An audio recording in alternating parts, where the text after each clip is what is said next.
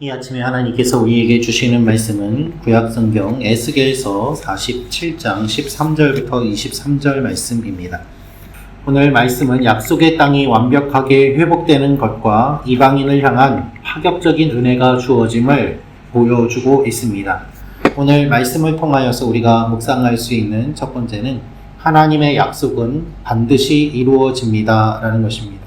하나님의 약속은 반드시 이루어집니다. 13절, 14절 말씀을 보면은 하나님께서 이스라엘 12지파에게 땅을 나누어 주는 것을 말씀하고 계십니다. 그러나 지금 상황은 어떻습니까? 포로로 잡혀가 있고 어둠 속에 있는 절망 가운데 있는 상황입니다. 그들의 나라가 회복된 것도 아닙니다.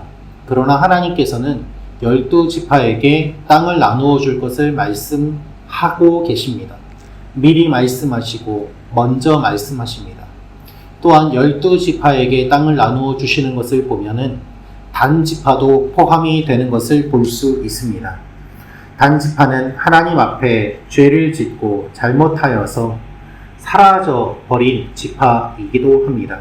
그러나 하나님께서는 그 단지파에게도 땅을 공급해 주십니다.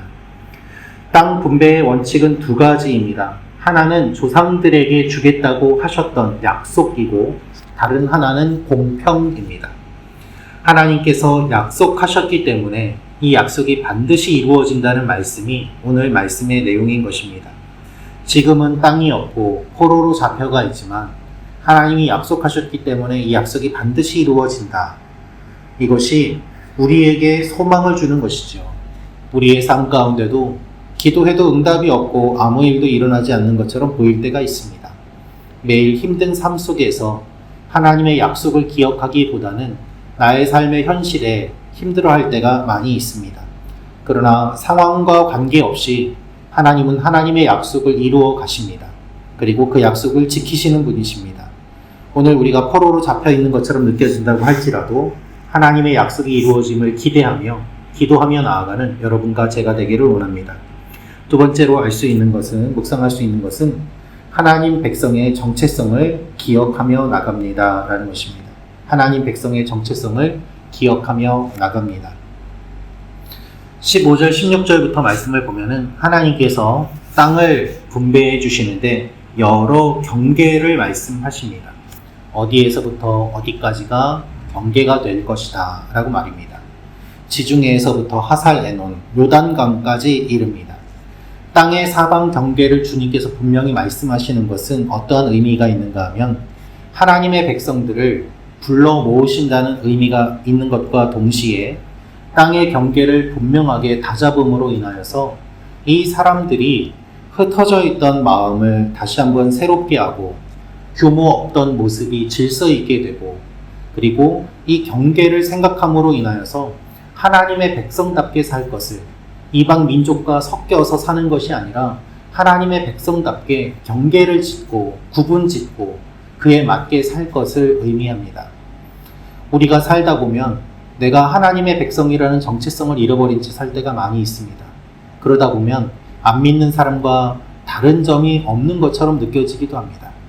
그렇기 때문에 우리의 삶의 경계를 잘 세우고 하나님 앞에 하나님의 백성답게 살아가는 모습을 세워가는 일이 필요한 것이죠.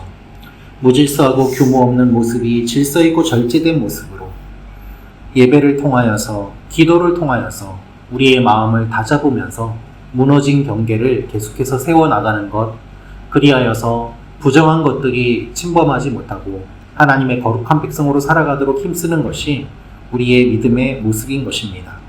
이 아침에 하나님께 기도함으로 결심함으로 말미암아 아무렇지도 않게 흘려보내는 시간이 귀한 시간이 되고 나의 무질서했던 삶의 모습이 있다면 하나님 앞에 질서 있는 모습으로 바뀌도록 함께 나아가는 여러분과 제가 되기를 원합니다.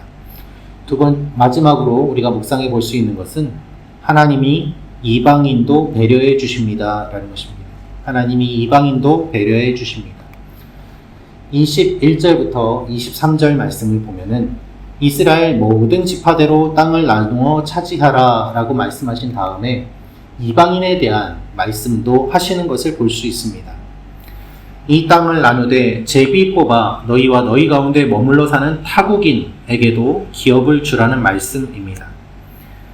이스라엘 지파들에게만 주시는 것이 아니라 타국인들에게도 이렇게 주라고 말씀하시는 이유는 무엇인가 하면 그들 가운데 타국인이 함께 사는 일들이 있었기 때문입니다. 고대 근동 문화에서 이것은 매우 놀라운 선포입니다. 이방인에게도 동등한 기업을 주어라. 하나님의 마음이 모든 사람을 품는 것임을 우리에게 보여주고 계십니다. 여러분, 실제로 출애굽 때에 히브리 사람들만 구원받은 것은 아니었습니다. 하나님의 말씀을 듣고 문설주의 어린 양의 피를 바른 사람이라면 누구든지 다 구원을 받았습니다. 그리고 이집트에서 나올 때 히브리 사람들만 나온 것이 아니라 당시에 이집트의 지배를 받고 있던 다른 민족들도 같이 나오기 원하는 사람들은 나왔습니다. 그렇게 광야 생활을 함께 보냈던 이방인들이 있었습니다. 따라서 처음부터 하나님의 마음은 하나님의 백성들 12지파만 구원하는 것이 아니라 모든 사람을 구원하는 것이 하나님의 마음이었음을 우리는 알아야만 합니다. 우리 모두 이 주님의 마음을 품고 나아갈 때 이방인을 배려할 수 있고 이방인을 배려할 때 하나님의 일에 참여할 수 있게 되는 것입니다. 우린 모두 다 나그네입니다. 이 땅을 언젠가는 다 떠나게 됩니다. 그렇기 때문에 너희가 나그네임을 기억하라 라고 하면서 나그네를 잘 대접하라고 주님은 언제나 말씀하십니다. 연약하고 부족한 이방인들을 배려하고 사랑할 때 하나님의 일이 우리를 통하여서 일어나게 됩니다. 이것이 비록 혈연적인 이방인에게만 해당되는 것이 아니라 예수 믿지 않는 사람들에게 우리가 친절을 베풀고 그들도 하나님께서 지으신 존재임을 기억하며 주님의 사랑을 우리가 베풀 때 우리의 사랑을 통하여서 그들이 하나님을 알게 되고 주님 앞에 나오는 일들이 일어나게 될 것입니다. 오늘도 우리가 만나는 모든 분들에게 주님의 사랑을 전하는 사랑의 통로가 되기를 원하며 기도하며 나아가는 여러분과 제가 되기를 원합니다. 기도하겠습니다.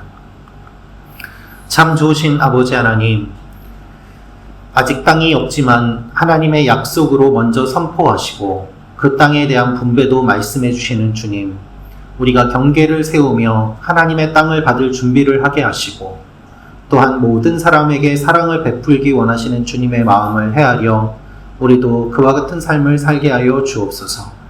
움켜쥐기보다는 나누게 하시고 나의 형편도 녹록치 않지만 더 어려운 이웃을 향하여서 마음을 쏟음으로 말미암아 하나님의 은혜가 나를 통하여 흘러나가고 생명이 흘러나가는 귀한 도구로 쓰임받는 오늘 하루가 되게 하여 주옵소서. 하나님, 오늘도 우리 교회 성도님들 가운데 여러 어려움 가운데 처한 성도님들이 있습니다. 건강을 지켜주시고 가족 간의 관계가 회복되게 하시고 마음이 회복되게 하시고 상처가 낫게 하여 주옵소서. 먼저 나와 기도하는 우리의 기도를 통하여서 우리 교회 모든 성도들이 평안을 누리게 하시고 우리의 기도를 통하여서 믿지 않는 사람들이 또한 주님 앞에 나오는 귀한 일들이 있게 하여 주옵소서. 이 아침에 기도할 때 주님께서 우리의 기도를 들어주실 것을 믿고 감사드리며 예수님의 이름으로 기도합니다. 아멘. 계속해서 하나님 앞에 기도하시는 여러분과 제가 되기를 원합니다. 구독과 좋아요는 사랑입니다.